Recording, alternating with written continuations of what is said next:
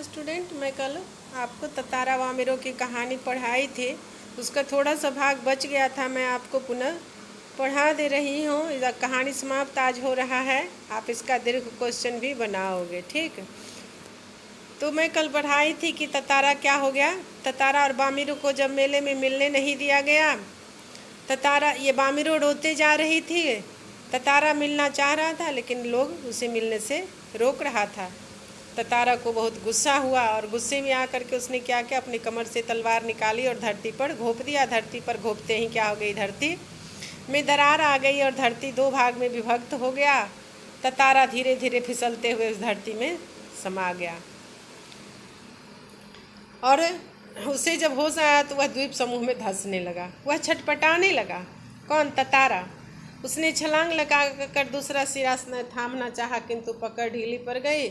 वह नीचे की तरफ फिसलने लगा। ततारा वह लगातार समुद्र की सतह की तरफ फिसल रहा था। उसके मुंह से सिर्फ एक ही चीख उभर रही थी, यानी धरती के अंदर जब वो जा रहा था तो चिल्ला रहा था, वामिरो वामिरो वामिरो।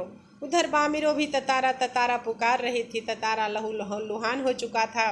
वह अचेत होने लगा, यानी बेहोश होने लगा, और कुछ देर के बाद उसे कोई होश नहीं रहा।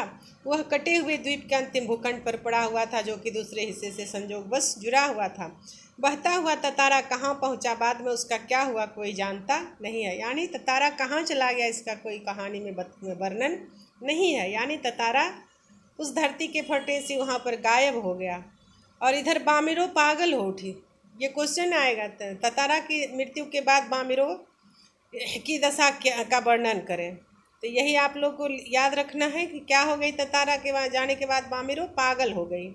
वह हर समय ततारा को खोजती हुई उसी जगह पर पहुँचती और घंटों बैठी रहती थी जहाँ पे वामिरो तलवार घोंपकर ये ततारा तलवार घोंपने से गायब हुआ था। उसने खाना पीना छोड़ दिया। वामिरो ततारा की याद में खाना पीना छोड़ दी। परिवार से भी वह एक तरह से विलग हो गई, यानी अलग हो गई। लोग ने उसे ढूंढने की बहुत कोशिश की किंतु कोई सुराग ना मिला। वामिरो की स्थिति को देख करके घर वाले सोचे कि ततारा को ढूंढ करके लाऊंगी और वामिरो से मिला दूंगा, लेकिन वामिरो का ये ततारा का कोई पता नहीं चला।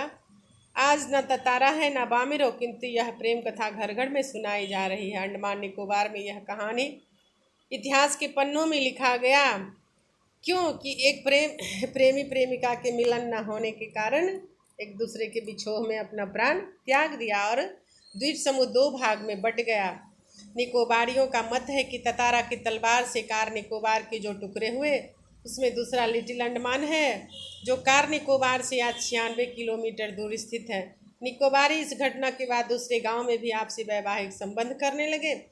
ततारा वामिरो की त्यागमयी मृत्यु शायद इसी सुखद परिवर्तन के लिए थी। यानी ततारा के मरने के बाद ततारा तो मर गया, वामिरो का मिलन नहीं हुआ, लेकिन इस दोनों के बिछुड़ने से क्या हो गया, वहाँ का ये वैवाहिक नियम बदल गया और अब ततारा की तरह किसी और को अपने प्रेमी के लिए अपना प्राण त्यागना नहीं पड़ता था।